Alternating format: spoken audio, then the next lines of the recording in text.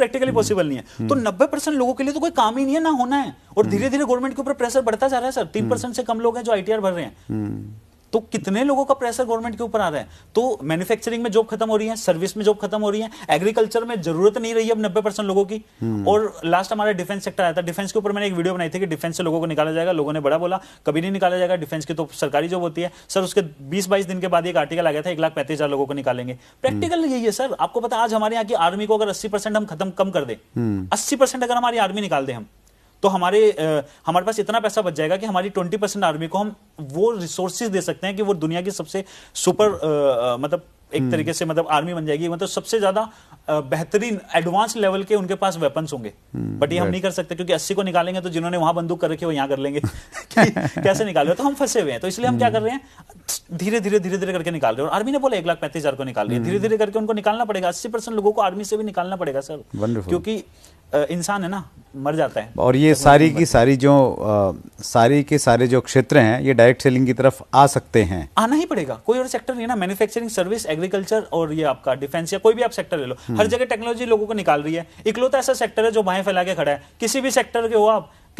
ना आपकी पढ़ाई लिखाई से मतलब, अनपढ़ भी आ सकता है, पढ़ा लिखा भी आ सकता है, लेडीज भी आ सकती है, जेंट्स भी आ सकते हैं, बच्चे भी आ सकते हैं, बुजुर्ग भी आ सकते हैं। हर सेक्टर को ये बाहें फैला के खड़ा है कि आ जाओ मेरे पास आ जाओ। मतलब डायरेक्ट सेलर्स आज का इंटरव्यू देख के बड़े एक्साइटेड हो जाएं कि हमारे पास में बहुत सारा स्कोप है, बहुत सारे लोग आने वाले हैं। सर बहुत ही ज्यादा स्कोप है। डायरेक्ट सेलिंग ही मैं हमेशा से बोलता हूं कि वो बच्चा है जो आने वाले टाइम में इस पूरे के पूरे देश का भार संभालेगा, और इसके अलावा कुछ भी नहीं है। और इसलिए मेरा कंसर्न भी हो जाता है, क्यों मैं सोच चैनल पे हम ट्राई करते हैं, हमारा पूरा का पूरा रहता है मेन चीज कि एजुकेट करें, और क्यों हमें मतलब कंपनीज को भी एक्सपोज करना पड़ता है, क्योंकि सर हमारा यूथ जा रहा है सर, हमारा देश नेशन हमारा बिल्ड हो रहा है डायरेक्ट सेलिंग के थ्रू। हम इस 90% जो नेशन बिल्डिंग के लिए जो यूथ जा रहा है इसको हम गलत डायरेक्शन में कैसे जाने दें सर, कैसे हम अपनी आंखें बंद कर ले, कैसे हम ना बोले। तो बहुत ज्यादा रिस्पॉन्सिबिलिटी की काम है कि डायरेक्ट सेलिंग में हर डायरेक्ट सेलर को कहना चाहूंगा कि ये इंडस्ट्री जो उन्होंने चूज की है वो ऐसे टाइम पे चूज की है कि उनका जो फ्यूचर है वो 100% प्रोटेक्टेड है, 100% सेफ है। हर किसी को, आज आप लोग चॉइस के साथ आए हो, जो नहीं आ रहे उनको मजबूरी में आना पड़ेगा,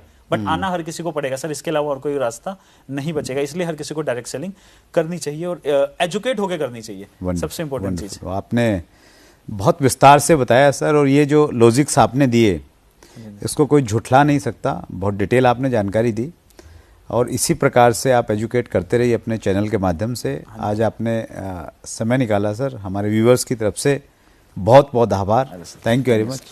थैंक यू सर, और बहुत अच्छा लगा सर मेरे को।